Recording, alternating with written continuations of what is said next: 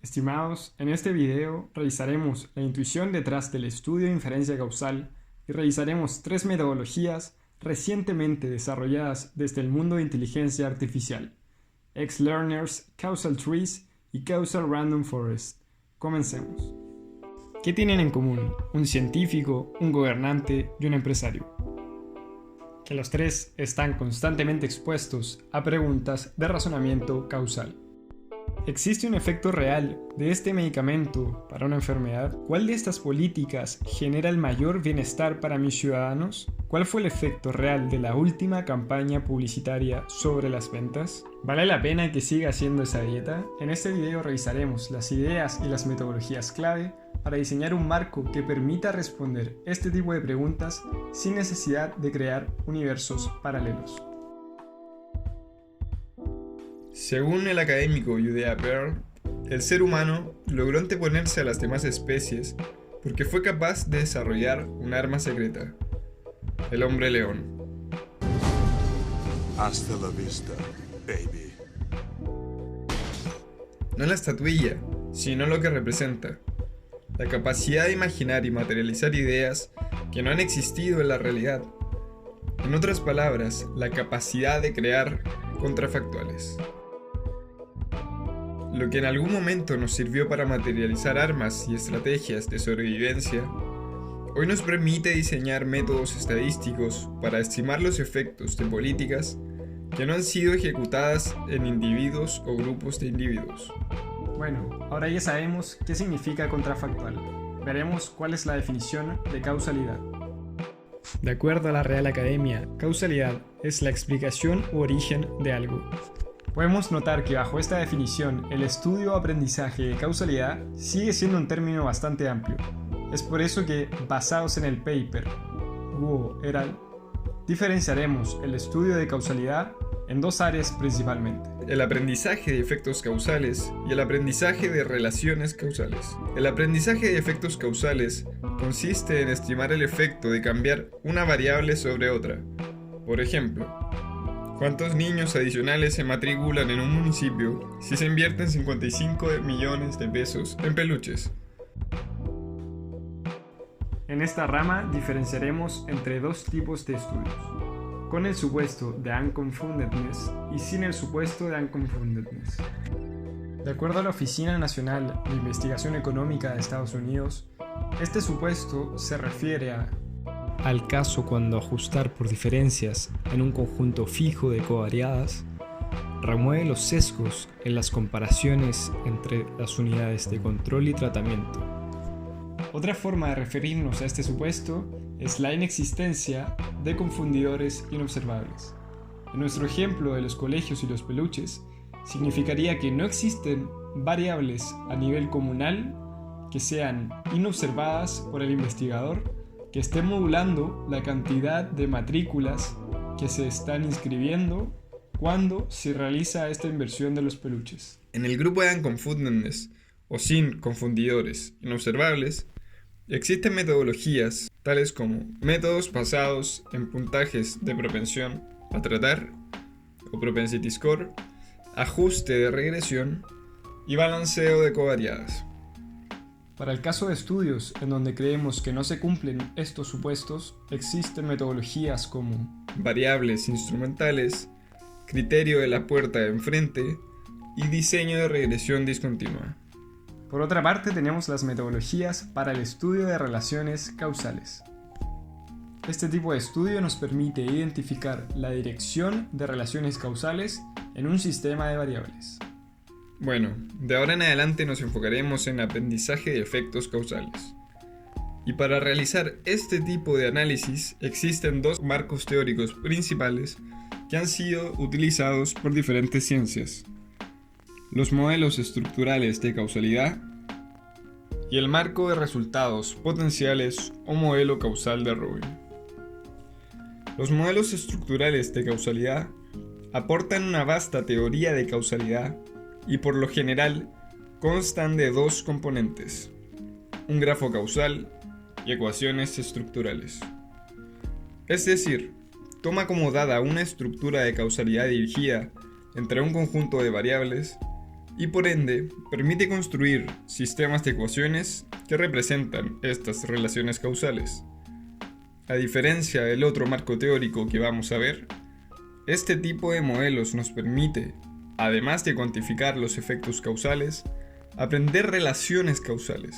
El marco de resultados potenciales es un marco teórico ampliamente utilizado en economía y toma como dada una relación causal. Por ejemplo, el efecto de bonos estatales en el consumo de un hogar. Si se cumple nuestro supuesto de unconfoundedness con otro supuesto que veremos más adelante, este marco conceptual nos permite obtener una estimación insesgada del efecto de variar una variable exógenamente sobre otra variable que nos interese. Por ejemplo, en cuánto disminuye la tasa de letalidad de una enfermedad en una localidad tras implementar una campaña intensiva de vacunación. Las metodologías que veremos se enmarcan en aprendizaje causal, aprendizaje de efectos causales, bajo el supuesto de unconfoundedness. Tomaremos como guía principal el marco teórico de resultados potenciales y les mostraré la nomenclatura básica que les servirá a quienes quieran ahondar en la literatura. Llamaremos tratamiento a una intervención sobre nuestra población objetivo. Denotaremos por D o T a un indicador de asignación a un grupo de tratamiento, es decir, una variable que será igual a 1 si un individuo o grupo de individuos fue asignado a recibir cierto tratamiento, como por ejemplo un medicamento, y por 0 si no. Por ejemplo, si fue asignado al grupo de control o grupo sin tratamiento. Cabe destacar que podríamos complejizar mucho más el estudio y podríamos tratar de estudiar el efecto de más de un tratamiento sobre nuestra población. Este sería el caso del estudio de un departamento de marketing que quiere evaluar si realizar nuevas campañas de publicidad y evaluar cuáles podrían ser más o menos efectivas que la actual. Otro caso donde podríamos querer realizar esto es en el caso que tengamos que probar un medicamento y por razones éticas no podemos dejar sin tratamiento a una persona enferma. Es por eso que el estudio solamente se basaría en tratar de identificar qué tan mejor o peor es un medicamento respecto al que actualmente se utiliza. Llamaremos I a nuestra variable dependiente, es decir, a la variable sobre la cual queremos estimar el efecto de aplicar el tratamiento. Por ejemplo, podría ser algún indicador de salud de la población, tal como la tasa de mortalidad o la tasa de recuperación. Llamaremos X a todas nuestras variables independientes, es decir, todas aquellas variables que creemos que podrían influir en el valor de nuestra variable dependiente que no incluyen el tratamiento. Y por último, llamaremos como tau a nuestro efecto de tratar. Este efecto de tratar podría ser el AT, Average Treatment Effect, o efecto promedio de tratamiento, que es el cambio promedio esperado de la variable dependiente al aplicar el tratamiento en la población. También podría ser el HTE, Heterogeneous Treatment Effect, o efecto heterogéneo de tratamiento, también conocido como CATE, Conditional Average Treatment Effect, o efecto condicional promedio de tratamiento, que es el efecto promedio de tratamiento sobre un individuo en particular, dadas sus características que observamos, o sobre un conjunto de individuos que comparten estas características. Ya que entendemos los conceptos, vamos a revisar la nomenclatura viendo un ejemplo. Supongamos que tenemos una población representada por estos 4 individuos y además tenemos un tratamiento que representaremos por estos 2 billetes. Para simplificar aún más el ejemplo, asumiremos que la única característica observable de los individuos son sus poleras e ilustraremos con la apariencia el resultado de la variable dependiente. A continuación, asignaremos a los individuos al grupo control y al grupo tratamiento. El tratamiento será asignado a los individuos que fueron asignados al grupo tratamiento, sin embargo con fines expositivos e ilustrar el concepto de resultado potencial aplicaremos al tratamiento a un individuo asignado al grupo tratamiento y a uno asignado al grupo control. Ahora es cuando entra en juego el concepto de contrafactual, ya que, tal como vimos anteriormente, nuestra variable d tomará el valor 1 cuando estemos analizando un individuo que fue asignado al grupo tratamiento y 0 cuando el individuo haya sido asignado al grupo control. Denotaremos por y1 el resultado de la variable dependiente cuando el individuo es tratado y 0 cuando no. Independiente del grupo al que fue asignado el individuo, existe esta idea de resultado potencial, es decir, cuál sería el valor de la variable dependiente cuando el individuo es tratado y cuál es el valor de la variable dependiente cuando el individuo no es tratado. Como asumimos que se cumple el supuesto de unconfoundedness, tenemos que los resultados potenciales de los individuos asignados al grupo tratamiento es igual para ambos, y por otra parte, los resultados potenciales de los individuos asignados al grupo control también son iguales entre ellos. Es muy importante distinguir entre el valor de D, que es la asignación a un grupo, y el subíndice de Y, que sería el resultado potencial. Como algunos se habrán dado cuenta, el supuesto de unconfoundedness no es constatable en la práctica. Sin embargo, existe una forma de garantizar de manera creíble que sí se cumple, y esto es mediante el diseño de un experimento en donde la asignación al grupo de tratamiento y control se realiza de manera aleatoria. A continuación, veremos la intuición de por qué la asignación aleatoria a los grupos de tratamiento nos garantiza que la estimación del efecto tratamiento sea insescada. Para comenzar, supondremos que los símbolos de las poleras ahora representan variables inobservables. Más aún, supondremos que el efecto del tratamiento es diferente para cada individuo según el símbolo de su inobservable, lo que nos garantiza la asignación aleatoria que la proporción de individuos de cada tipo de inobservable de la población se mantiene en cada grupo de tratamiento y cada grupo de control, básicamente porque la probabilidad de ser asignado a cualquiera de los dos grupos es igual.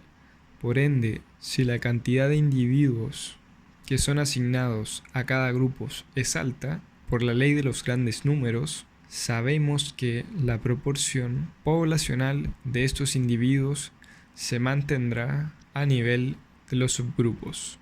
En esta imagen tenemos el valor de los resultados potenciales de no ser tratados para los individuos asignados a ambos grupos de ambos tipos de inobservables, que sin pérdida de generalidad asumimos que se reparten equitativamente en la población, es decir, la mitad de la población posee inobservable estrella y la otra mitad inobservable luna. Luego tenemos los resultados potenciales de ser tratados para ambos grupos, y acá tenemos los resultados potenciales de ser tratados y no tratados para ambos grupos.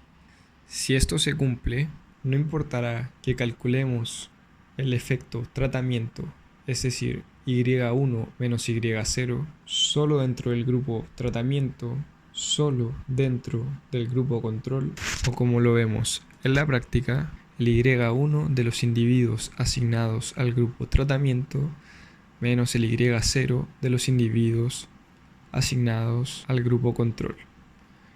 Todo esto siempre en valor esperado.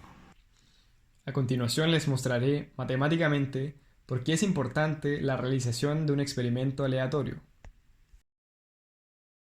En la práctica observamos un estimador del valor esperado de y1 dado d igual a 1 y observamos un estimador de la esperanza de y0 dado d igual a 0. Es decir, observamos un estimador del resultado potencial de tratar para los individuos que fueron asignados al grupo tratamiento y el resultado potencial de no ser tratado para los individuos que fueron asignados al grupo control. Utilizando el clásico truco ni quita ni pone, es decir, sumar cero, podemos llegar a una expresión en la que podemos identificar el AT, Average Treatment Effect, que sería el valor esperado de las diferencias de los resultados potenciales, es decir, y1 menos y0 para un mismo grupo, en este caso para los individuos asignados al grupo tratamiento. Esto se puede demostrar análogamente también para el grupo control. Y por otra parte tendremos un sesgo, el que si es diferente de 0 estará induciendo ruido a la estimación del AT mediante la realización del experimento. Sin embargo, como mencioné anteriormente, la asignación aleatoria a los grupos de tratamiento y control nos garantiza que el valor esperado de los resultados potenciales de no tratar o tratar siempre va a ser idéntico para ambos grupos. Es decir, el valor esperado de y0 para los individuos del grupo tratamiento menos el valor esperado de y0 para los individuos del grupo control será el mismo. Cabe destacar que con el propósito de simplificar no se tomaron en cuenta las demás variables observables, es decir, las X. Sin embargo, esta demostración se mantiene si condicionamos por el valor de las X. Es decir, si realizamos una asignación aleatoria al tratamiento, podremos obtener una estimación insesgada del efecto de tratar. Para aplicar las metodologías que vamos a revisar, todavía nos hace falta que se cumpla un supuesto adicional. Este supuesto es el supuesto de overlapping. El supuesto de overlapping consiste en que en el rango de los valores que toman las variables observables de los individuos del grupo de control y grupo tratamiento se sobrepongan, es decir, que la intersección entre los rangos no sea vacía. Bueno, estimados, espero que me hayan seguido. Ya sabemos para qué tipo de estudio causal nos sirven las metodologías que vamos a ver a continuación, cuáles son los dos supuestos que se deben cumplir y por qué es importante diseñar un experimento en donde la asignación al grupo de tratamiento y control sea aleatoria.